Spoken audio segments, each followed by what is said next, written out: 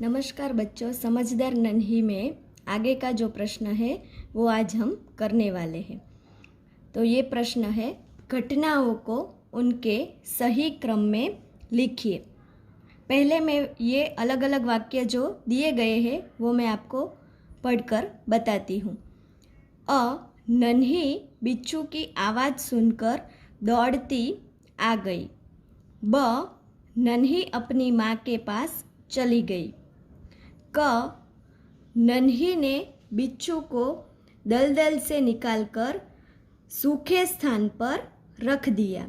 ड नन्ही ने बिच्छू को दलदल में फंसा हुआ देखा। और ई बिच्छू ने नन्ही को डंक मार दिया। अब हम इसको सही क्रम में लिखेंगे। तो पहला वाक्य यहाँ कौन सा आएगा बच्चों? यहाँ जो दिए गए हैं हमारी कहानी के अनुसार, तो पहला आता है, नन्ही ने बिच्छू को दलदल में फंसा हुआ देखा। फिर उसके बाद आता है अ नन्ही बिच्छू की आवाज़ सुनकर दौड़ती आ गई। इसके बाद आता है क नन्ही ने बिच्छू को दलदल से निकालकर सूखे स्थान पर रख दिया। फिर आता है ई यानी कि बिच्छू ने नन्ही को डंक मार दिया। फिर आता है लास्ट में ब नन्ही अपनी माँ के पास चली गई। इसके बाद का जो प्रश्न है वह है, समानार्थी शब्द खोजकर आपको वाक्य में प्रयोग करना है। यहाँ जो शब्द दिया गया है, पहला नदी, तो उसका समानार्थी शब्द है सरिता। इसका वाक्य में प्रयोग हमें करना है। तो मैंने यहाँ लिखा है, नर्मदा गुजरात की सबसे बड़ी सरिता है। दूसरा जो है स्थान यानी कि जगह, अच्छे बुरे लोग हर जगह पाए जाते हैं। तीसरा है स्वभाव यानी प्रकृति। इसका वाक्य में प्रयोग करेंगे, वह अच्छी प्रकृति का आदमी है। मुसीबत तो संकट, संकट में धीरज से काम लेना चाहिए। पांचवा जो है प्रसन्न यानी खुश, आज मैं बहुत खुश हूँ। छठा है थिरकना यानी नाचना, वर्षा के बादल देखकर मोर नाचने लगे।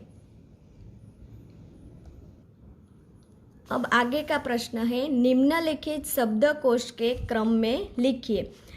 यहाँ दिया गया है, पहला बिच्छू, फिर नदी, तीसरा है शैतानी, चौथा है डंक और पांचवा है मुसीबत। तो यहाँ हमें कक्कावारी के अनुसार क्रम में लिखना है। पहले कौन सा आता है? डंक। दूसरा है नदी। तीसरा है बिच्छू। उसके बाद मुसीबत।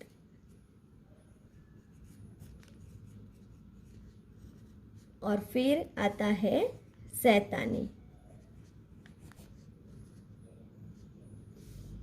इसके बाद का जो प्रश्न है, नीचे दिए हुए वर्णों से 5-5 शब्द बनाइए।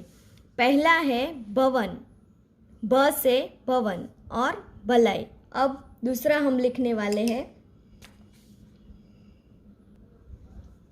भ से दूसरा कौन सा आएगा? भगवान। फिर भजन,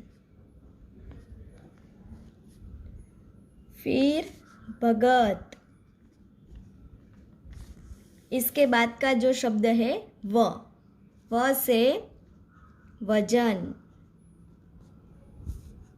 व से वानर, फिर वेश, विद्या और विकास।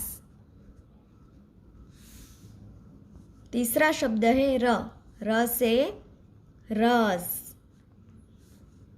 रण, राग, रित और रोटी। न से नगर, नाग, नयन, नीर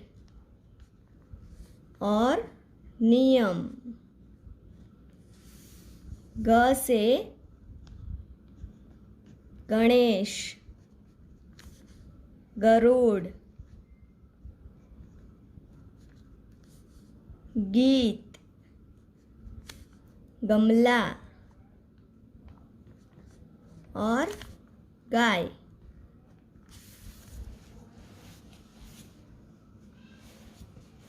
इसके बाद का जो प्रश्न है वह है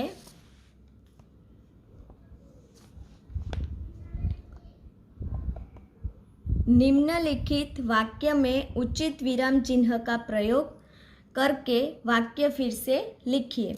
यहाँ जो वाक्य दिया गया है, बिच्छू बोला नन्ही बहन आज तुम जीत गई, तो हम अगले लेक्चर में उसको विराम चिन्ह पढ़ चुके हैं। तो पहले जो है बिच्छू बोला नन्ही बहन आज तुम जीत गई, यहाँ कौन सा आता है?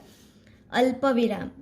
और उसके बाद जो है डबल इन्वर्टेड कॉमा में हमें ये वाक्य लिखना है। फिर लास्ट में पूर्ण विराम का प्रयोग होता है। इसी तरह दूसरा जो है क्यों भाई तुमने मुझे डंक क्यों मारा, तो इसमें यहाँ आता है लास्ट में प्रश्नार्थ चिन्ह। तीसरा जो दिया गया है बिच्छू भाई ठिठक क्यों गए, डंक मारो, यानी कि बिच्छू भाई ठिठक क्यों गए, तो यहाँ आता है प्रश्नार्थ चिन्ह और डंक मारो, उसके बाद पूर्ण विराम। भलाई करना मेरा स्वभाव है, यहाँ डबल इन्वर्टेड कॉमा में ये हमें लिखना है। पांचवा जो है बहन मुझे बचा लो, तो उसमें आता है पूर्ण विराम। अब आपको इसको नोटबुक में लिखना होगा।